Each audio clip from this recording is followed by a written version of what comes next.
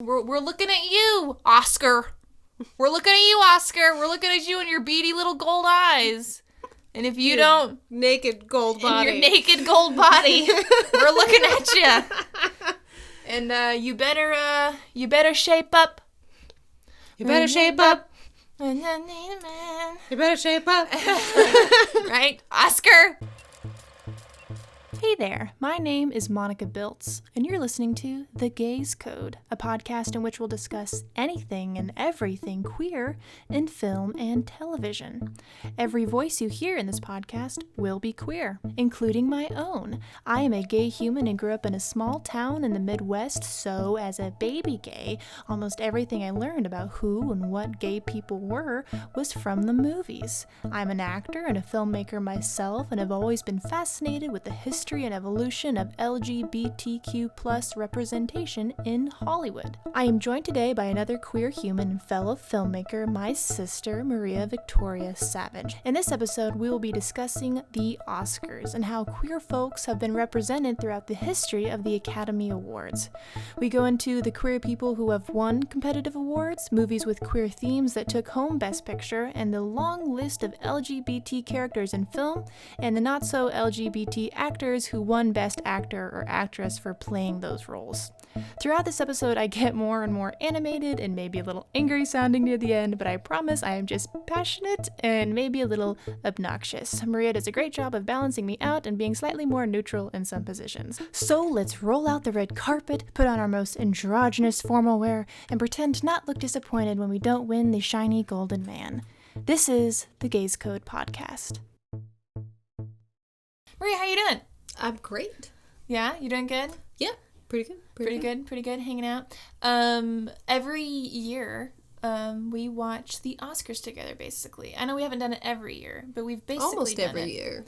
And as a film person, you know, film bean. You went to bean school, to film bean school. Film bean school. How do you feel about the Oscars? In general, it's very long, but just kind of fun, and I like the games that you make out of it. That you're like you do like rackets, and then you like you pick what you think will win in what category, and that makes it a lot of fun. And it's just for me, it's just kind of like it's not super important as a thing itself, but I do really enjoy it as an event. Does that make sense?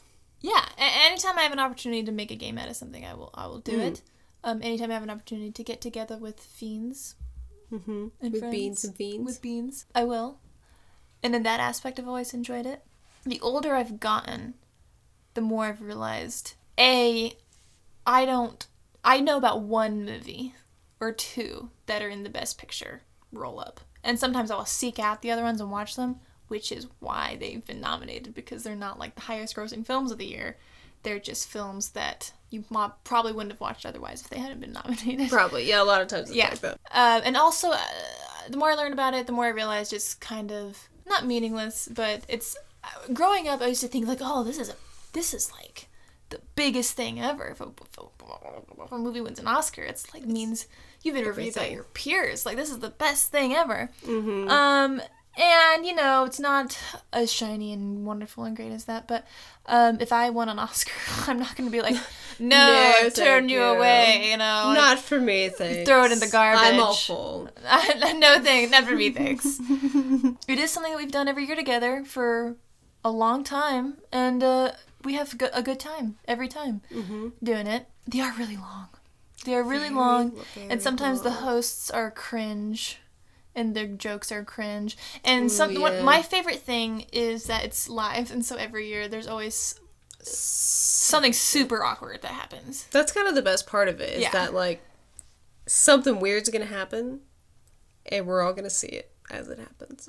Which is great. Like, when John Travolta said Idina Menzel's name, completely butchered it. I don't even know what he said. Yeah, but right. I don't remember either. It was the most butchered. I'll just insert that clip right here.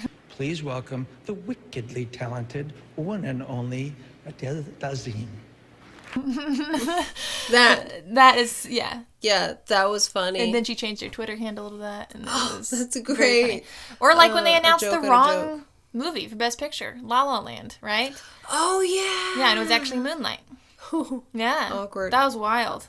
And they ran up there and they were like, Taco. yeah, we won an award. Nope, sorry, La La Land. Look, awkward. Mm-hmm. Yep. Today we're going to talk about the Academy Awards through the lens of... Let me guess. Queer stuff. Queer stuff. Man, you got this. It's like I know. You, like, come in here. Basically Sherlock Holmes. I'm a gay, you're a gay. We like movies. We like gay movies. And it is a group of people who have been represented differently, underrepresented, represented in bad lights or just inaccurate lights. And this is a ceremony that awards movies for their greatness and their skill and their beauty and all this stuff. And awards people for their skill. And their greatness and beauty. their greatness and beauty, basically. Basically. You know, and it's a big deal to a lot of people, and it's whether or not we want it to be, it defines our culture in the way of, not always, but of like, these were the important movies of the year. These were the defining movies of the year, and so it puts eyeballs on them. Mm-hmm. It means a lot to a lot of people. And it's the film industry. It's Hollywood. It's, establishment Hollywood. Their big old party. It's their big old party where they themselves celebrate the best movies of the year in the industry. So we're going to talk about that today. Because, hey, they're coming up here pretty soon. And, we're probably going to watch them together again. Right. It's that time of year. Right. In April. For some reason. Well, for COVID reasons. You know what? I bet this is the first time we've ever even mentioned COVID on this podcast. In fact, I know it for a fact. I was thinking about that the other day. I was like... This COVID does not exist in our podcast. We never talk about it. In our podcast universe. In our podcast universe, we don't refer to it ever. The Academy of Motion Picture Arts and Science, very hoity-toity, was created in 1926. Oh, wow. Back when, like, sound was cool and new. Look, it's a sound now. The talkies. Wow, look at these. We can listen to these things now. And all the piano players at every movie theater... lost all their jobs. Right. It was very sad. Whatever. It's what happens whenever there's any sort of new technology.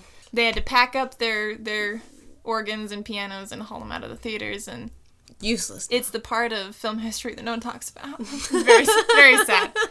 So when MGM co-founder Louis B. Mayer and some studio heads agreed that they needed a film organization that was prestigious and hoity-toity and that would unite the 5 branches of the film industry. The 5 branches? Yeah. Like, what is this? The 5 branches? Actors, directors, producers, technicians, and writers. Say that again? Slytherin, Hufflepuff, Gryffindor. Actors, directors, producers, technicians, and writers. Okay. All right. Louis B. Mayer, the head of MGM. This is a quote from him that I found. He said, I'm excited. I found the best way to handle filmmakers was by hanging medals all over them. If I gave them cups and awards, they'd kill themselves to produce whatever I wanted. So they wanted to create something that people thought was a big deal and thought was really important and craved, so they could control what movies were going to come out. That is devious and brilliant. Brilliant. I mean, come on. We it's true. We'll go wild. I get something shiny? I get a shiny man. The Academy of Motion Picture Arts and Sciences hosts a little show every year called the Oscars. And they recognize excellence in filmmaking and been the ones running the show this whole time. And excellence in filmmaking.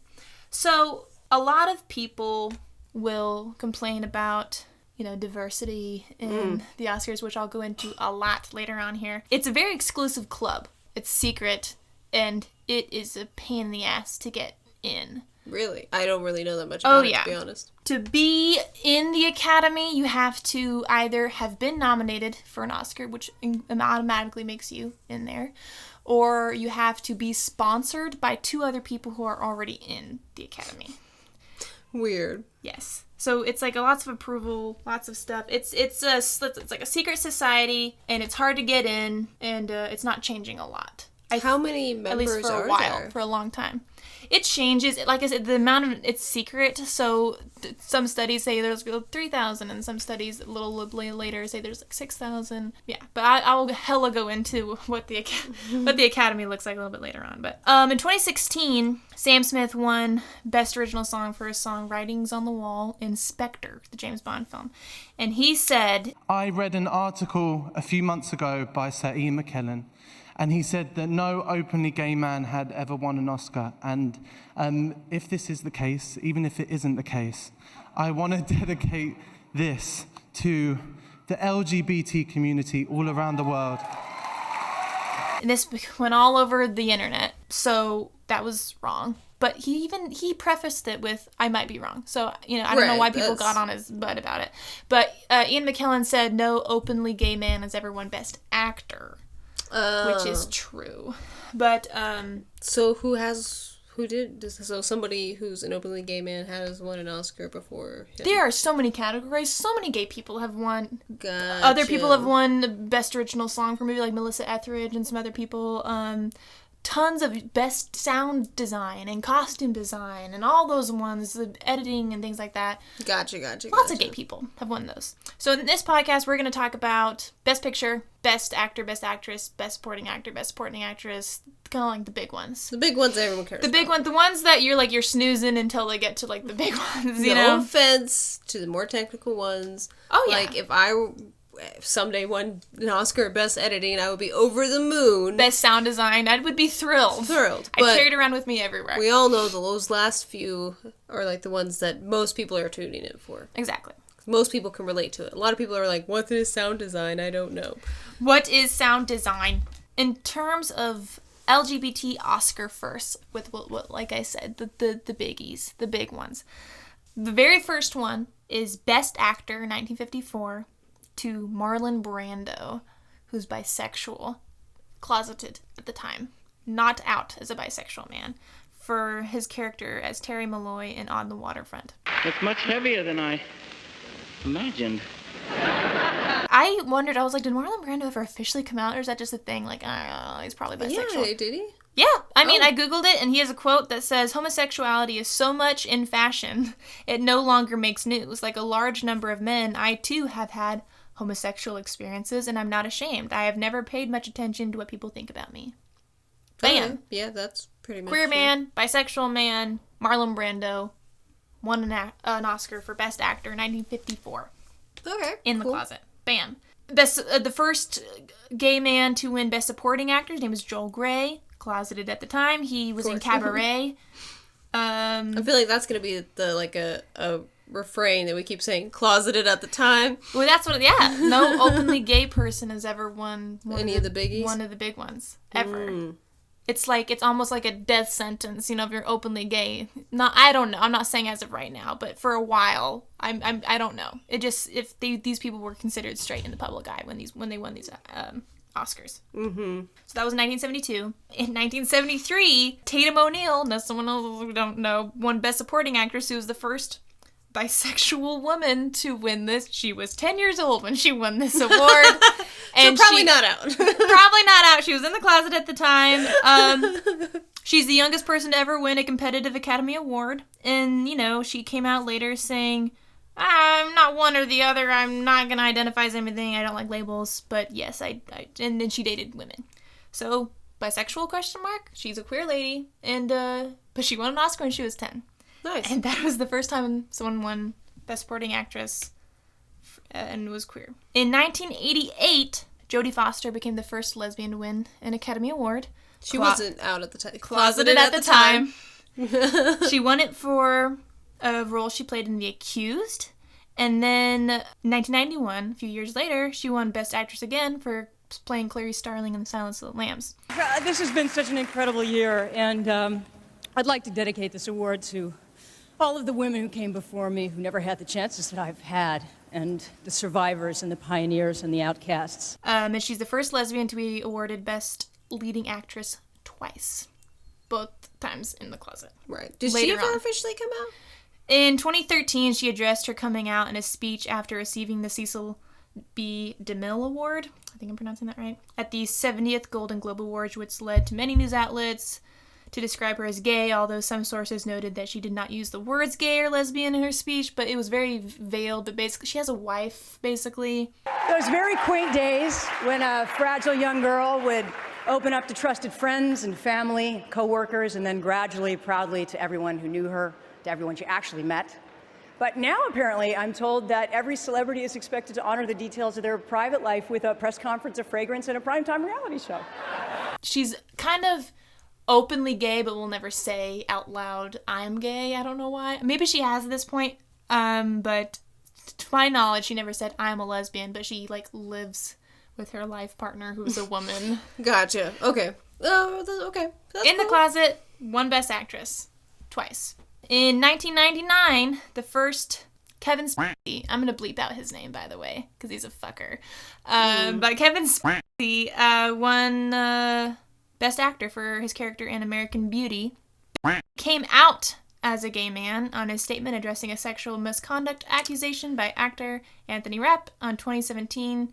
In 2017, his timing was highly criticized by prominent members of the LGBT community. It was super cringy. Super cringe. It was just, oh. What an asshole. Well, I'm, queer, so it absolves me of everything I've done to people. No. Like, what does that have to do with this? These are not the same thing. Why are you bringing this up when you're addressing this accusation? Like, yeah, he's an asshole, and fuck him. Yeah. Fuck the fact that he won Best Actor in 1999. Because fuck that guy. But yeah, also in the closet at the time. Did not come out till many years later. Till like 20 years later did he come out. Well, all these people came out like 20, 30 years later after they won this Oscar. Especially the girl who was 10 at the time. Regardless of the specific people who are gay who win these awards, there are also gay movies being made. Gay movies have been being made for a long time. Like we've discussed in earlier podcasts, old-ass gay movies. Yeah. So, were any of them ever nominated for anything ever? Nominated, yes. There's a whole list of things that have been nominated. I'm talking about the ones that won because the list of nominations were very big. Because I figure nominations are like crumbs you give people where it's like, yeah, look at you, you got nominated. You didn't win though. That's too much. That's too much. Gotcha. So gotcha. I should have said that earlier. We're talking about the ones that won. We're gonna talk next about LGBT themed movies. I'm excited for that. That won Best Picture. We're skipping over all the little baby awards and just going about Best Picture. I'm honestly a little surprised that anyone Best Picture. Truthfully, I'm sure once you say the movie, like, oh yeah, I remember that one. But right. At this point, I'm just like, really? Wow, that's kind of surprising. Lots of gay movies have been nominated. Big ones. Brokeback Mountain, it was a big outrage when it didn't win. Did not win. It was something like Crash, I think, won that year. And it was just like, do you know what the movie Crash is? I have no idea what Crash is. I don't think it was very highly regarded. I don't think people liked it that much. And it won over Brokeback Mountain. And people were mad about it. Makes sense. In 1969, a movie called Midnight Cowboy. A naive hustler travels from Texas to New York City to seek a personal fortune, finding a new friend in the progress. Midnight Cowboy is the only X-rated movie ever to win an Academy Award for Best Picture. Of course, it's not a porno movie. It's tame compared to what you would see on cable television these days. It is in many ways a bleak, even despairing picture, but it also has a lot of exuberance and a certain kind of unlikely charm. Jon Voight plays Joe Buck, a naive hayseed who comes north from Texas to the big city with dreams of being a high-class gigolo. But this movie holds up because it explores a deep and universal theme. It's a story, a heroic story, of male friendship, in which the hero, helped by his friend, reaches a new level of maturity and wisdom. In the progress? In the progress. Finding a new friend in the progress. This movie has gay themes. Not overtly gay, but what's a gay theme? Well, Dustin Hoffman's in it, and he thought that this movie would ruin his career because he says 20 minutes into the movie, Jon Voight has a gay sex scene in the balcony with a kid who is played by Bob Balaban. When he says kid, I think he just means like bro. And people would get up at that point and just walk out of the theater. People walked out of the theater in droves. There's a gay sex scene in a movie from 1969? Is that what you said? Mm-hmm. It was rated X. It was X-rated. It was the only X-rated film ever to win Best Picture. Wow. Yep. And it was actually directed by a gay man. So, points for that. Nice. This movie in 1969 won Best Picture. Look at that. Midnight Cowboy. Midnight Cowboy. Don't know if it's a good movie or not. Haven't seen it. No idea. And then, we're going to skip to 44 years later. Oh my god. In 2016, when Moonlight won Best Picture. A young African-American man grapples with his identity and sexuality while experiencing the everyday struggles of childhood, adolescence, and burgeoning adulthood. Barry Jenkins' Moonlight is the story of a sensitive young black man, Chiron, who feels pressured by his hyper-male Miami environment to deny his sexuality and true self. Told in 3 chapters following 3 phases of his life, the film stands out for both its form and its content, how it's made and what the story is about, and the seamless way it marries that how and what together. And that's a very gay movie. It's as a gay lead. Was it really that many years in between? 44 years between. Oh my god. It became the first film with an all-black cast, the first LGBTQ-related film, like heavy-handed lead character film, and the second lowest grossing film domestically to win the Oscar for Best Picture. Wow. That's a lot of things. A lot of things.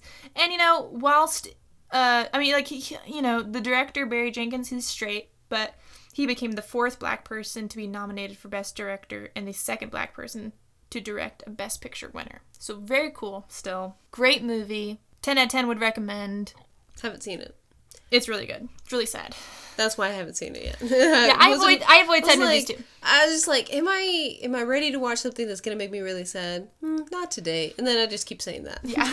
Not today. Me. And that's it. That's it. That's all of them. That's all of them. Those 2. Those are the 2 gay-themed movies that have won Best Picture. Really? That's it. That's all you get. Wow.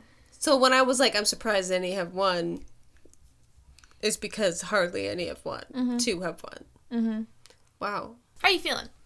How do you feel so far with everything you've learned so far? Well, I think there should be more queer movies winning Oscars. That's a great conclusion to come to, honestly, thus far. I'm right there with you. Right? Like, it's kind of surprising to me that it's only been 2 to win Best Picture. That's crazy. Yeah. Like I said, a lot of them have been nominated. A lot of them have won other things. But yeah, Best Picture, not so much.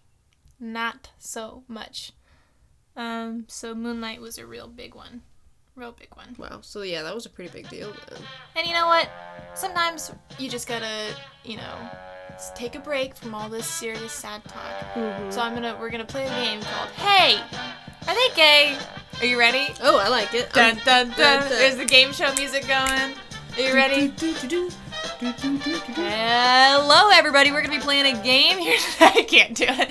Yeah. So you ready for this game, Maria? It's going to be so much fun. What's it called again? It's called Hey, Are They Gay? Hey, are they gay? Right. All right. I'm down. These are going to be people who have won either Best Actor or Best Actress for gay characters or trans characters, queer characters. We're going to ask, hey, are they gay? Like the actor? Yeah. Okay. All right. And we're going to go in chronological order. We're going to go oldest to newest. All right. In 1985, William Hurt won Best Actor for his role of Louis Manila, I think I'm saying that correct, in Kiss of the Spider Woman. One of the first gay characters to be celebrated with an Oscar for Best Actor. This movie is about a gay man and a political prisoner together in prison, and the gay man narrates the stories of 2 fake movies and his own life. Don't really understand the plot of the movie from that description. Feel like I nearly need to give it a watch because that sounds very out there and wild. It only makes it worse. Why? Because I've fallen in love with you. I'm sorry, Valentine. I wish it hadn't happened.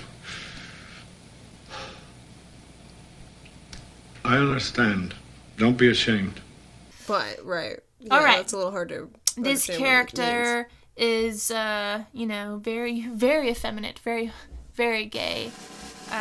William Hurt. Hey, is he gay? I'm gonna guess he's not. He's not. He's straight. Good job. Little cheers from the crowd. Not gay. I think this is gonna be a theme. Well, it's a game. It's a game. All right. So, also, this character is in prison for having sex with an underage boy. So not only is he gay, but he's a pedophile. And this is the first movie that they have a prominent gay character win an Oscar is also a pedophile. So. That's great. Awesome. Thank you, representation. Way to get it started. Great job. Love it. I'm digging it. All right. The next one is 1993, a little movie called Philadelphia. Ah. Yeah. Philadelphia. Got a lot of attention. When a man with HIV is fired from his law firm because of his condition, he hires a homophobic small-time lawyer as the only willing advocate for a wrongful dismissal suit. And that character was Andy Beckett, and he was played by Tom Hanks. Maria, Tom Hanks gay? Not that I know of. He's not. He is not gay. He is a straight man. But it was one of the first mainstream Hollywood films to acknowledge HIV and AIDS, homosexuality, and homophobia. So it still did positive things. I would not be standing here if it weren't for two very important men in my life. Two that I haven't spoken with in a while, but I had the pleasure of just the other evening, Mr. Raleigh Farnsworth, who was my high school drama teacher, and one of my classmates under Mr. Farnsworth, Mr. John Gilkerson. I mention their names because they are two of the finest gay Americans, two wonderful men that I had the good fortune to be associated with, to fall under their inspiration at such a young age. I wish my babies could have the same sort of teacher, the same sort of friends. It's a pretty good movie. I haven't seen it in a while. It might be a little dated now. Yeah, I don't know if I have ever seen it actually, but I know what it is. Like, I did like it the first time I watched it, but it has been a minute. And we love Tom Hanks. He is our unproblematic fave that I know of right now. I think he's still unproblematic. Whenever I say that, I'm like, have I checked? Have I looked? I think there's still our some conspiracies about him, but they might just be like QAnon conspiracies. Oh, okay. About he like eats Jeffrey babies Epstein's, or something. He was on Jeffrey Epstein's plane and went to the island. Oh shit! But I really the have moment something no comes idea. The moment something comes out about him, cancel. Tom Hanks, you out. You better be on your best behavior. We like you a lot. You're very sweet. So please just don't be that. Don't be a pedophile. Because we'll be on you. Canceled. Out. Oh yeah, for sure. Gone. You'll be outie. Outie like a belly button. So yeah, I don't know. Outie like a belly button. If I haven't ever actually took the time to look into any of those things, I've just heard things on the interwebs. So, but we'll see. We'll see. Gotta ask QAnon what's up with Tom Hanks. So there's a quote from Tom Hanks that I thought was interesting. He says in regards to his character in Philadelphia, he says, "There is this constant desire on the part of the studios to make characters likable. My screen persona is pretty much non-threatening. I have never been one to strike fear into anybody's hearts when I enter the room, first appear on screen. And because of it, then this idea of a gay man with AIDS is not scary. It's something else. But it doesn't have to be scary. You don't have to be threatened by this man's presence. And part of it is because little Tommy Hanks is playing the role." Makes sense. I get it. Yeah. Non-threatening. Straight man. I mean, yeah. Yes. It's fine. It's fine. But whatever. I get it. Like you. I get it. I understand his logic there. The logic there. And maybe this is an unpopular opinion, but I think it's okay for straight people to play gay characters and gay people to play straight characters. Mm-hmm. In general, I do think there needs to be more queer actors in things. Mm-hmm. And, I think that there needs to be more inclusion and representation and diversity, and that if you can get someone gay to do it, then you should probably do that. But I don't know, gay people play straight characters all the time. Do they? We'll see. We'll see how you feel by the end of this podcast, Maria. If you don't mind me saying. That's fine. I'm open to changing my mind. All right. In 1999, Best Actress was won by Hilary Swank for her role in Boys Don't Cry. Right. Where she plays Brandon Tina. A young trans man named Brandon Tina navigates love and life in rural Nebraska. To think that this movie wouldn't have been made 3.5 years ago. I want to thank the Academy for their support and recognition of me and my work in a movie that is so important, and I am so proud to be a part of it. Carrie Barden, Jennifer McNamara for fighting for me, the casting directors.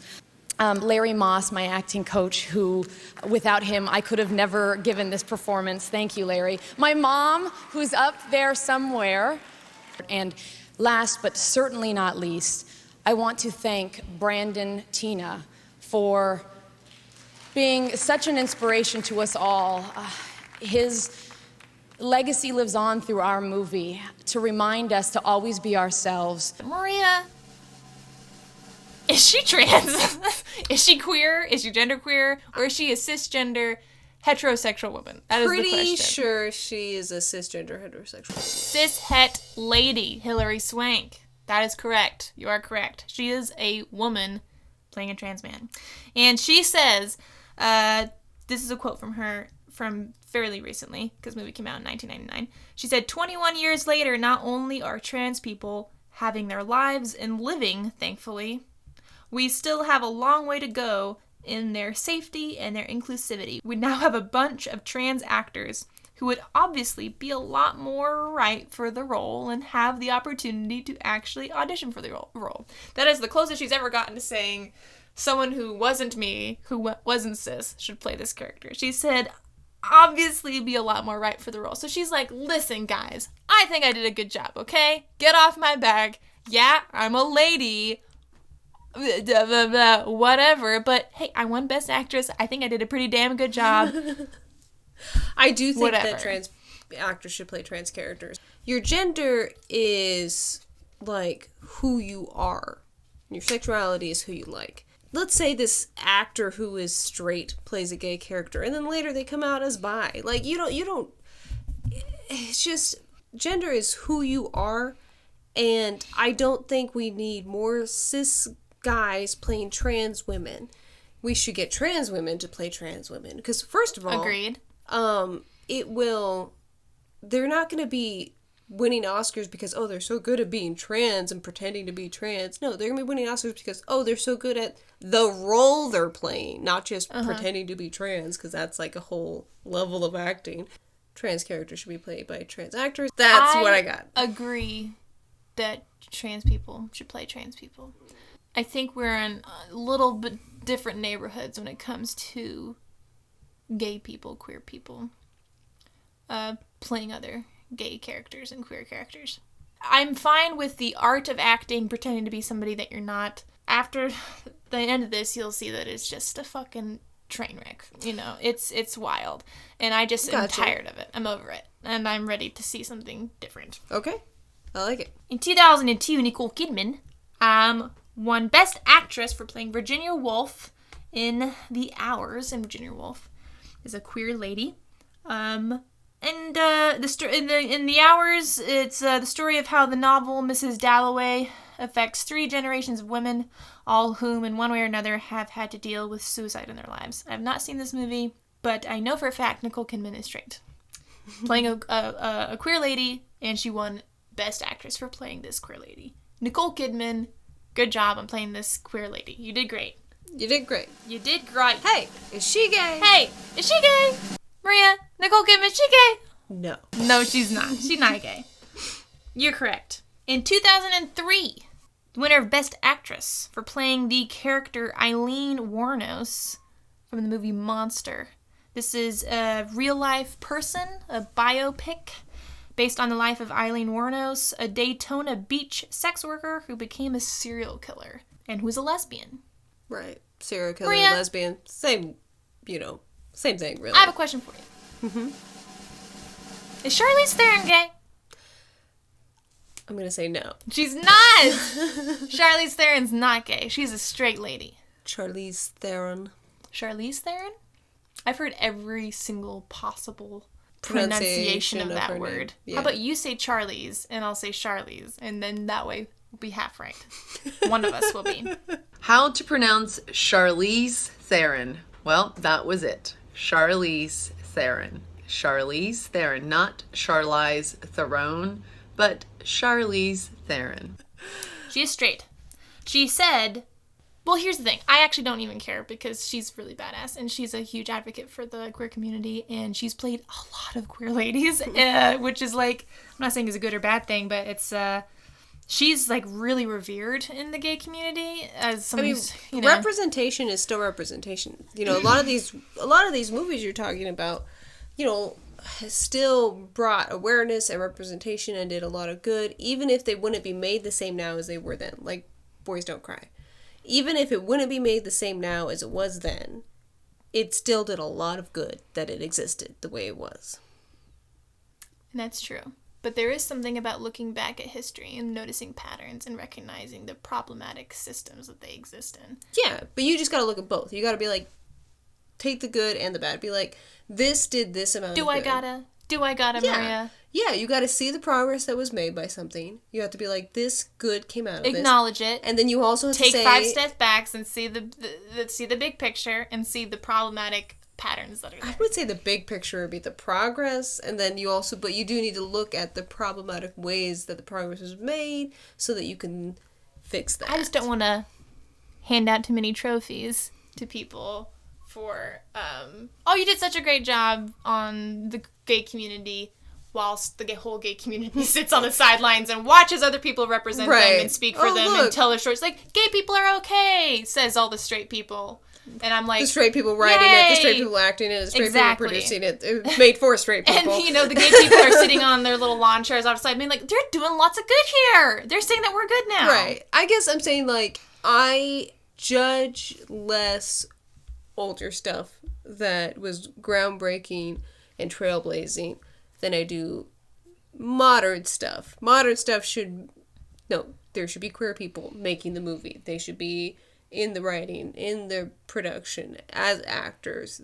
There should be queer people from step 1 to step last, all the way through the movie making process. That's how it should be now. And there is no excuse, especially if you're writing a queer story, to not have queer people making this movie. No excuse at all anymore. I know, but our right now, our current, is going to be our kids and our grandkids. It wasn't that bad. I mean, they were trying, blah, blah, blah. And, like, I feel like we threw a lot of forgiveness to stuff that was out 10, 15 years ago, which was not that long ago. And I feel like people knew better and have always known better, and we throw a lot of leeway their way. But I also agree with you, because our first episode, we talked all about the very first specks of gay representation in early Hollywood, and I was salivating all over it because I love a queer character in an old 1950s black and white movie. I love it. I live for it. I'm here for it, even though it was not always done in the best way or was done really hidden because they couldn't get away with it and all this bad stuff surrounding it. I'm like, yes, bam, archaeological dig. I found a femur. Bam. Right. You know, like, I love it. Yeah, and the thing is, like, you need to be able to recognize the cringy, problematic stuff and be like, we shouldn't do it that way anymore. That's a bad way to do it. At the same time, I think that you can appreciate the good that was trying to be done and appreciate the good that did come out of it, but also realize the negative stereotypes that they were still, what's the word? Perpetuating, thank you. And stuff like that, or the fact that, you know, there weren't any queer people at all included in any of the filmmaking process, all that type of stuff. You can be like, that is not good. Yeah, as things creep on into the 90s and early 2000s, my forgiveness kind of goes out the window. I'm like, okay, Hilary Swank, you vaguely said that, well, trans people weren't really around back then. And obviously now we do it different, but maybe then today we might be able to find someone who would do maybe equally as good of a job I did. Maybe. Is what Hilary Swank thinks. So it's like, gotcha. Okay, Hilary Swank. All right. Good job on your little movie that you made there. Whatever, man. I don't know. It kind of pisses me off that they just cast this beautiful woman, famous actress, to play this trans man. It irritates the shit out of me. Oh yeah, I mean, there'd be, like, if somebody tried to do that now, I'd be like, what is wrong? Well, they are doing it now. I mean, like, how long ago did Dallas Buyers Club come out? That was Jared Leto. That's true. There's probably some more recent than that. That's just what I'm thinking of right now. But that was fucking 3 years ago, 4 years ago, something like that. There was the Danish Girl, same thing. The Danish Girl, that was 2018, I think. That came out. Not very long ago. That was 3 years ago. There's the one with, so they're absolutely Elle Fanning? That one didn't get super big, but yeah, that one was, she played a trans boy. Mm-hmm. But yeah, it's still happening. Still happening. I mean, just like within the last 5 minutes, I want to say, has TV, because it's a little safer on TV because you're not risking as much money to make, you'll see progress in TV before you see it in movies because it's less risky. So in TV, we're starting to see more non-binary characters and genderqueer characters and trans people being played by trans people. These non-binary characters being played by trans actors. You see that a lot more in TV and streaming services. In movies, they still want to cast Jared Leto. And I don't know why, but also because they want to cast big names in these things. And like the only big names that your general straight audience is going to think of when it comes to like trans women, for example, would be like Laverne Cox, maybe, and what's her name? Caitlyn Jenner. Mm-hmm. You're gonna have Caitlyn Jenner next to Matthew McConaughey and Dallas Buyers Club? No, people are just not. There's not enough of those types of people. Well, there's still whitewashing roles that have big names and things. Like, yeah, there's a long way to go in a lot of areas with movies. But I'm saying this is not something that, like, we should be so forgiving of just yet, because it's still hella happening so hard. Anyway, so, be mad about it. Be mad is what I'm saying. Gotcha. You don't have to be mad. I'll be bad cop, you can be good cop. That's how this podcast will work. We'll, like, have these different energies going on. I mean, I think that those movies that you mentioned that came out a few years ago, yeah, that's kind of silly. Like, why are you doing it that way? Come on, for reals. Yeah. Boys Don't Cry, that was a long time ago. It was 1999. That was a long time ago. And it's the same sin they're committing now, so why are we forgiving with that one but not forgiving with these ones? I guess because it's the same bullshit. The world would have been fine. No. The world was worse then for trans people. It was a worse world. There probably were not as many out trans actors at the time. There probably weren't. No, agreed. I know. Still allowed to be pissed about it. Sure, that's fine. There's a quote. Also, that kind of half-ass, sort of, almost not really apology by Hilary Swank. Definitely wasn't an apology. It's kind of, yeah. It was maybe saying that a trans person could have possibly done an also good job at that role. I mean, why couldn't she just say, oh yeah, if we were doing it now, we would definitely have casted a trans person. We did the best we could. I mean, come on. Because she won an Oscar for it, and it's on her mantle, and she looks at it and goes, well, I deserve that, so there we go. Charlize Theron. I have a really cool quote from her. It's interesting, I think. She said, I experimented, and I did what I think every young person should do, feel brave enough and free enough in order to figure it out. She's talking about sexuality, by the way. It's not like the stuff is laid out on a piece of paper for us. We have to kind of go through life, and until you have certain experiences, you don't really know who you are. I was just lucky that I grew up in a house where my mom was never scared of those things. My mom always said, figure it out. I don't want you to be me. Go figure it out what it is for you. And I think it was because of that I got to share those things with her. When I did go on those explorations, I had this person that I could share it with, that I felt safe with, who wasn't going to judge me or label me. But it turns out, I'm straight. It's a little bit of a bummer. I'm straight. Gosh, that's Mom, hilarious. I experimented with women the other day. It was wild. What do you think? And you know what? I'm not into it. Good for you, honey, for trying new things. Yeah, that's a little bit of a bummer. I like that a lot. I really do like her a lot. She's really cool. She's really rewatched great. Mad Max the other day. Oh, I was just thinking the other day about that movie. It's really good. So good. You should watch it. Yeah. Where'd you It's on HBO Max. 2005. This movie called Capote came out about Truman Capote, who is a gay man, played by Philip Seymour Hoffman. Maria, hey, is he gay? No, he's not. Okay. He's not. Philip Seymour Hoffman, good actor, has unfortunately passed away. He has played at least 3 gay characters and has been recognized for bringing a certain element of sexual ambiguity to otherwise seemingly straight characters on his own. His decision to do that. He was very comfortable with sexuality in terms of acting and characters he played. Like, he made characters that otherwise would have been straight. He made them more questionable about their sexuality as an acting choice, just for shits and gigs. I like it. Very highly regarded by the queer community, from what I can find. So in this movie, it's about Truman Capote, who's writing about he's writing his book in cold blood, and it's about his life whilst he's writing the book. And straight Philip Seymour Hoffman plays that character. But like I said, he's played at least 3 canon gay characters that I know of. And, good actor. See, this is... R.I.P. Philip Seymour Hoffman. What I'm saying when I'm like, I'm okay with straight people playing gay characters. It's not that I'm like... I mean, yes, we need to intentionally increase diversity and include queer people in the whole filmmaking process. Yes, absolutely. But... you also have these actors who just, like, play any sexuality, whatever, and it does so much good, and it's so great, and we love them so much. Like, Natasha Lyonne, straight, the best lesbian, I wouldn't say straight, but I don't... Isn't she? I'm pretty sure she said that she is.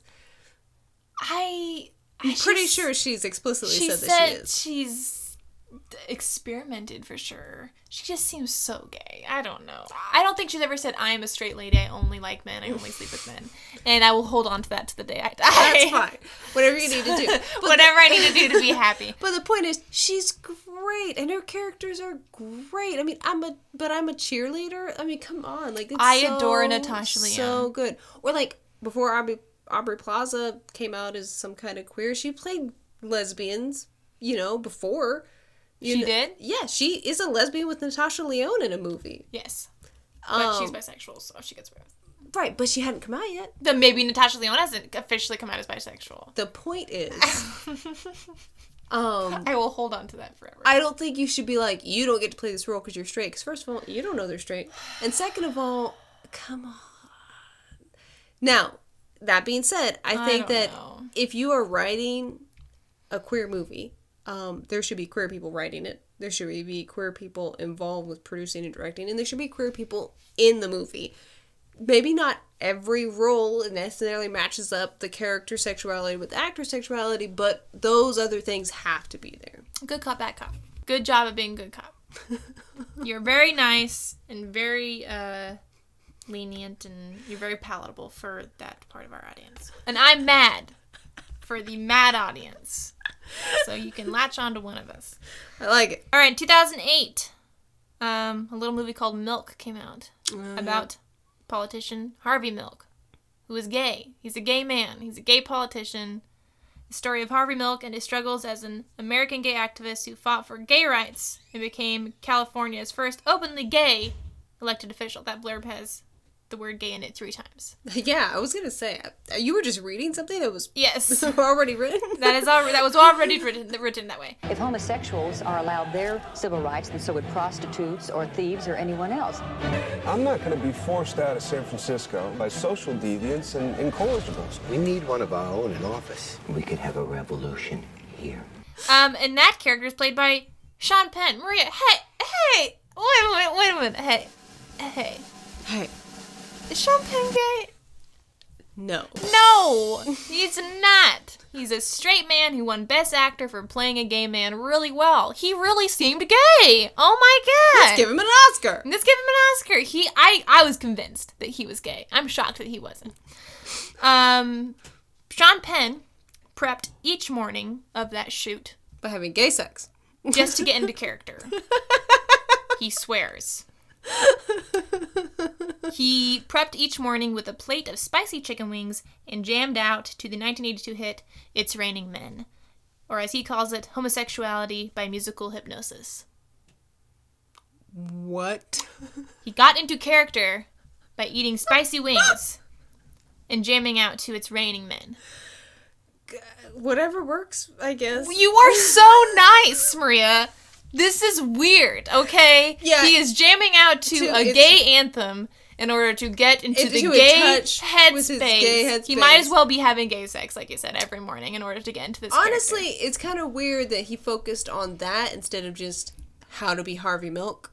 Like, what's Harvey Milk like? Exactly. This is what I'm saying.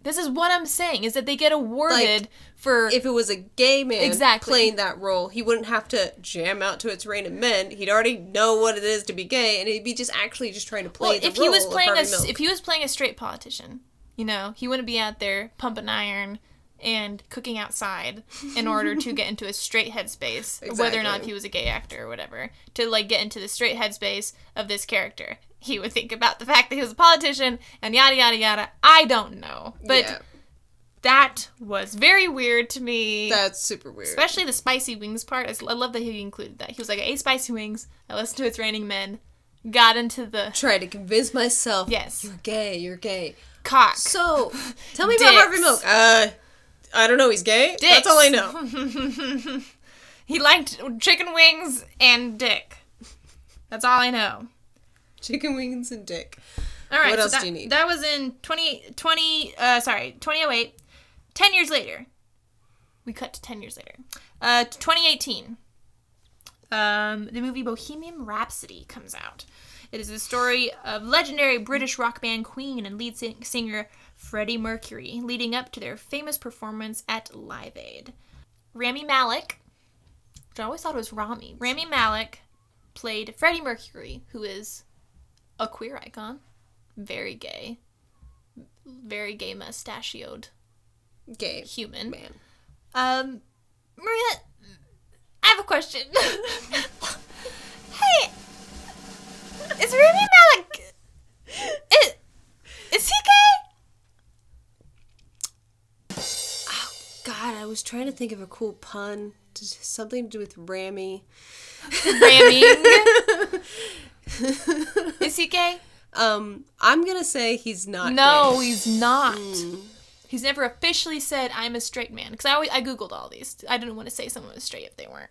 Even if they didn't officially, like, have a boyfriend or something at the time. But he's never said, I am straight, but he is dating a woman. And, has never said anything about not being straight. He's never said anything about not being straight. So there. Bohemian Rhapsody. Not my favorite movie. I talked about this before. I went on a huge rant on one of our podcasts that I edited out because I talked way too much about how I didn't like Bohemian Rhapsody. Wasn't that great of a movie. It was very critically acclaimed. So maybe I just have terrible taste. That's probably it. All right. So that same year, 2018, Best Actress. So 1 year, Best Actor and Best Actress both were won for playing gay characters. I like it. It was The Favorite. Oh, yeah. Queen Anne was a queer lady. I'm not going to say she's a lesbian because she has a husband in it, but she does have lots of gay sex on screen. I'll say like twice. She has gay sex. Played by Olivia Colman. Adorable. Maria, is Olivia Colman gay? Olivia Colman is not gay, but she is adorable. Adorable, very straight. And, like, so she's adorable and we love her. I will protect her at all costs. But this is a quote I found from her, which is the straightest thing I've ever heard. God. But adorable at the same time. Love scenes with women are much easier in my head. I wasn't being unfaithful to my husband. Kissing a man just feels awful. You feel like you're being naughty. Kissing a woman is just laughs, giggles. That sounds naughty too. And it's just cute and something no gay lady would ever say. So that's so true. Yes. The Favorite, 10 out of 10 would recommend. 10 out of 10 would recommend The Favorite. Very good. I've realized going through all these that I haven't actually seen a lot of Academy Award winning gay movies.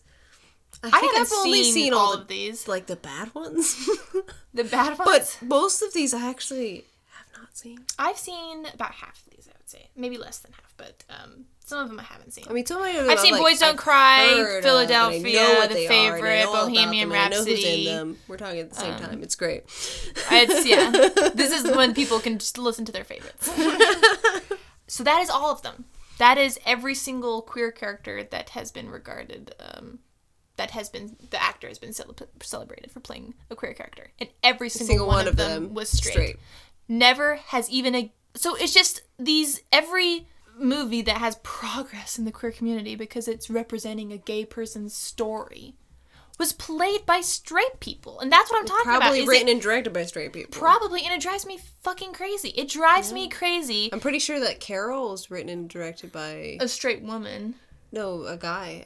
I thought it was a woman. I'm pretty sure it's a dude. You're probably right. I don't know that much about it. And I'm pretty sure the actresses in it are also straight. Again, Cate Blanchett's another person who I will hold on to the little sliver of doubt that they might be queer for the rest of my life. But yeah, every single one of these characters, every single one of these biopics and these movies about these gay people's lives and all this stuff that made so many people sympathize with the gay experience and celebrate these gay people, blah, blah, blah, that were treated so badly, played by straight people, which, like you said, in theory is fine. But after the entire history of the Academy Awards, not one single queer person has ever won anything for playing a queer role. Or even any role. No openly gay person has won an award after coming out of the closet for whatever role. So the fact that these gay roles were celebrated and awarded by straight actors, it's, like you said, it's fine. It's fine. No, but it's I whatever. get you. It drives me fucking nuts. It's awarding their ability to pretend to be gay. Yeah. And it's like, maybe we should just focus on the character. Well, like I'm saying, like, I like a lot of these movies. Some of these movies are fucking dope. They're good movies. A lot of these actors, I think, are awesome. Really good at their craft. Awesome people. Rami Malek is an awesome dude that I know of. I love Olivia Colman. I love Tom Hanks, but he doesn't eat babies or whatever. Love to check in on that, Tom Hanks. But I'm not saying, I'm mad and I'm gay because I want gay people to blah, blah, blah, play all these characters. It's like you said, in theory, it's fine. Acting is just people dressing up and pretending to be other people. I'm not going to get in too much of a hissy fit about it, even though it is my life's passion and I have a whole podcast about it. Whatever. But it does affect society. It does affect what our culture looks like. And I think now is probably the when I would like to see from now on out. So far we've just basically never had queer actors playing queer roles. Essentially, in the history of the Academy Awards, it's not happened. We also haven't had any openly queer people win any of the big ones, like Best Actor, Best Actress. And so, yes, there is a problem. Yes, there is. Yes. So, sure, you're right. Like we were saying, in theory, yeah, whatever. Acting is pretending, so who cares? But we're all playing dress up and playing pretend. If the results are there are never any queer people winning Academy Awards, and there's never even any queer people playing the queer roles, and it's just the straight people playing queer roles who win awards, it's annoying. It can get kind of annoying. It's frustrating. Sometimes. It's a lot. Will I be watching it every year whilst eating popcorn? Maybe, but after a while, maybe not, because I might just get too annoyed and be like, you know what, we need to stop giving money to these people by watching. But anyway. Well, did you hear about the new rules for the Academy Awards? That's what I'm just about to talk about. Are you ready? I'm ready. You think I didn't do my research? Are you ready? I actually just now remembered that in this very second. Wow. Yeah. So yeah, like I said at the beginning, Ian McKellen said, no openly gay man has ever won the Oscar. I wonder if that is prejudice or chance. He says he continues to speak on diversity in the Academy by saying, if you are trying to have a career as a Black or Hispanic actor in California, where white people are now the minority, and you are being judged by an academy where the vast majority are white, male, middle-aged, and old, well, perhaps that is the wrong yardstick, says Ian McKellen. He's commented a lot on this because he's been nominated lots of times and had a little notebook or a note in his pocket about, being the first gay man to win an Oscar, blah, blah, blah, openly gay man, and he's never been able to do that because he's never won an Oscar for anything. And he's a great actor. But, so... Wow. And he's also just kind of great. Yeah, great dude. In February 2012, the LA Times published an in-depth investigation of the Oscars and found that, at the time, 94% of voters were white. 94% of voters were white. Man, when they said Oscar so white, they didn't even realize how white. And 77% were male. Plus, the median age of voters was 62. 62-year-old white men. Only 14% of voters were even under 50 at the time. That was 2012. Wow. So when Ian McKellen was like, they're all old white men, he was not joking. He ain't joking. This problem received a lot of attention after the announcement of nominees in January 2016, when many people noticed that for the second year in a row, every single acting nominee was white. To fix this problem, the Academy announced later that month that it would be changing the rules for membership selection to, in their words, double the amount of diverse members of the Academy by 2020, from 2 to 4. I'm kidding. So 5 years... So that's about the members, though. That's not about the rules for the movies. No, yeah, that's the members, because the movies that get picked are by the members. So it's pretty important that the members themselves are diverse. Right. From 2 to 4. Yeah. 5 years after the hashtag Oscars So White controversy began, the Academy of Motion Pictures Arts and Sciences announced that it has added 819 new members and met its diversity goals. But the members were still mostly white at that time. So now, as of September 2020, sorry, what were you, do you have a comment? That was 5 years ago. What? The Oscars So White thing? Yes. Oh that was that was 2016. So yes, 5 years ago. So at that, well, and then 5 years later, well, this is before the most recent announcement. So it was like, we reached our goals. And people were like, you still are mostly white old men though. So what goals did you have in the first place? Right. So this is very recent. My voice cracked a little bit there. This is very recent. I'm a boy going through puberty. In September of 2020, Variety posted an article that stated that the Academy, this is where I'm getting my information from, is Variety. In September 2020, the Academy announced new rules that require producers to make diversity and representation a priority for future productions by hiring more LGBTQ people, women, people of color, and those with cognitive or physical disabilities.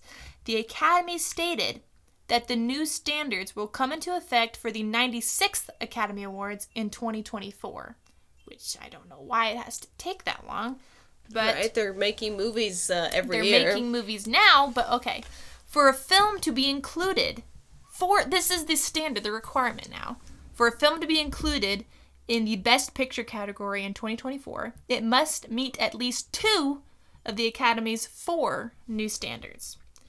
The first standard deals with the content and casting of films and mandates that studios cast at least one of the film's lead actors or significant supporting actor from an underrepresented racial or ethnic group.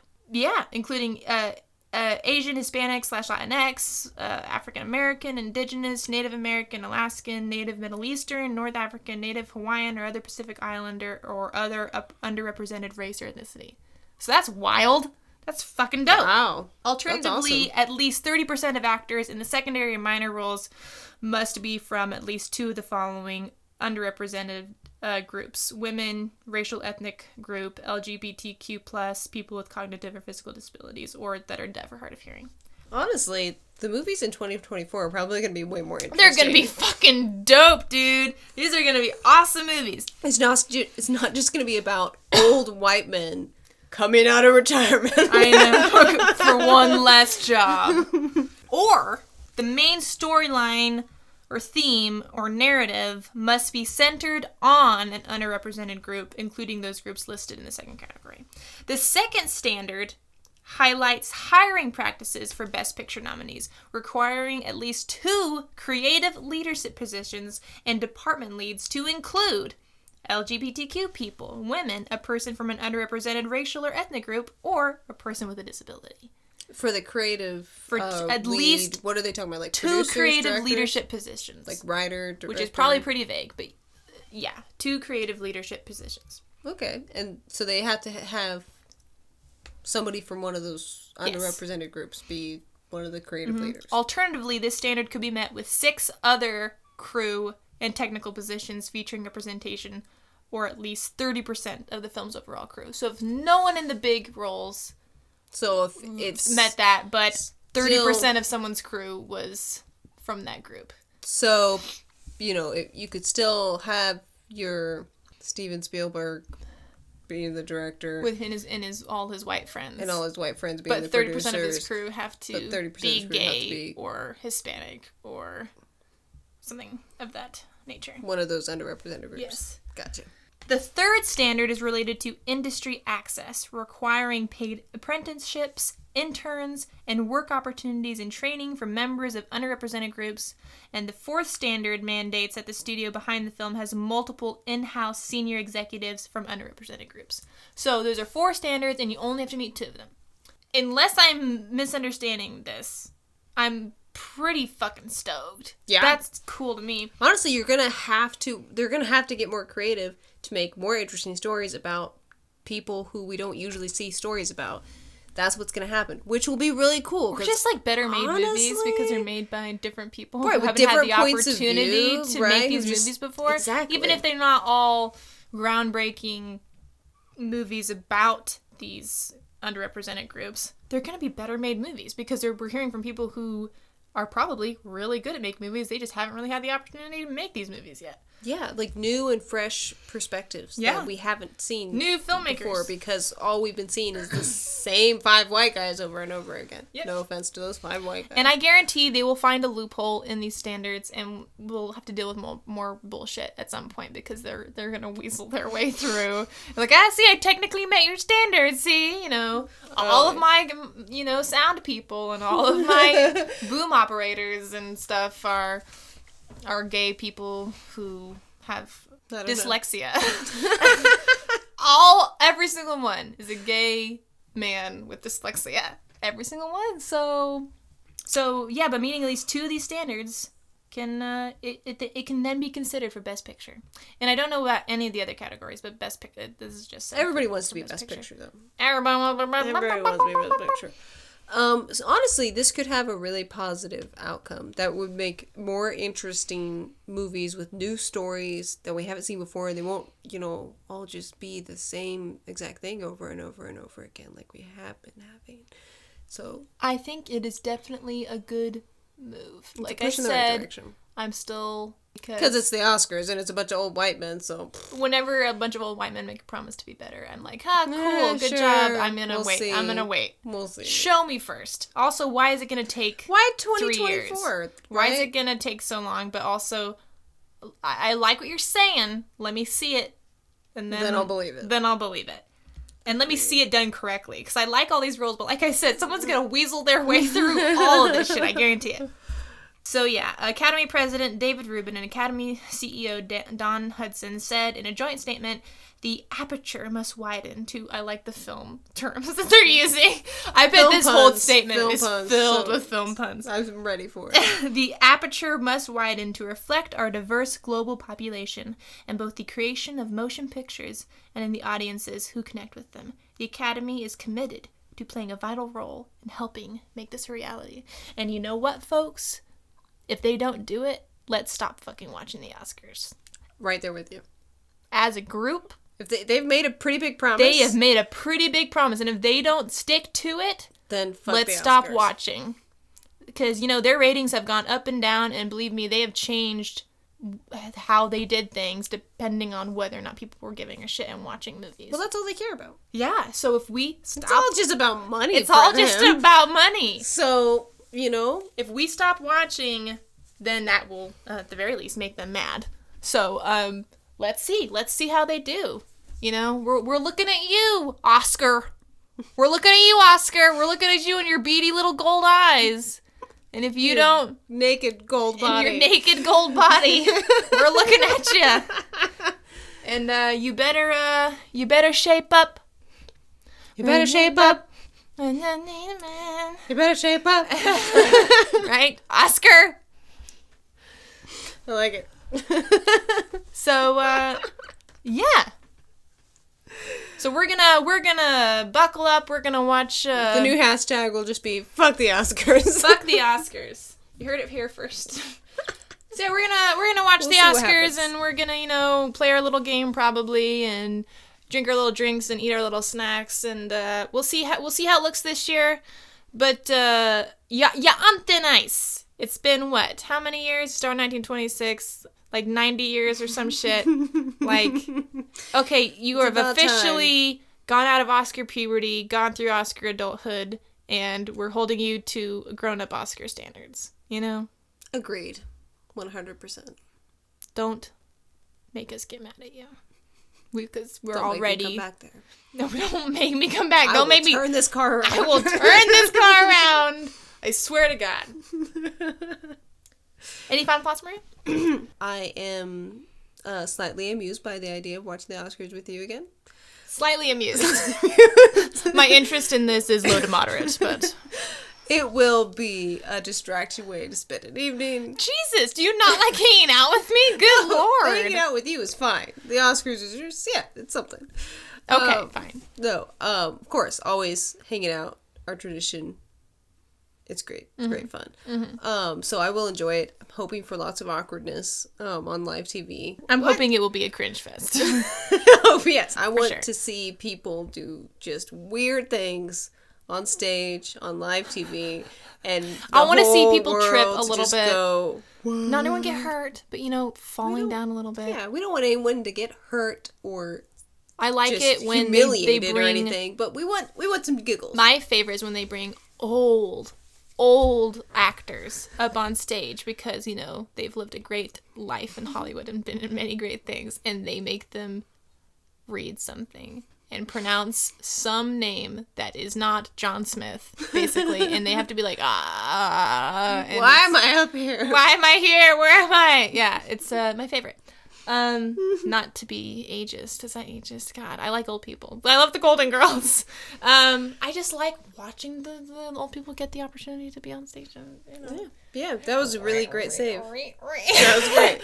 That was good. Yeah, Maria, I've had a great time. Yes, I can't wait to watch the Oscars with you.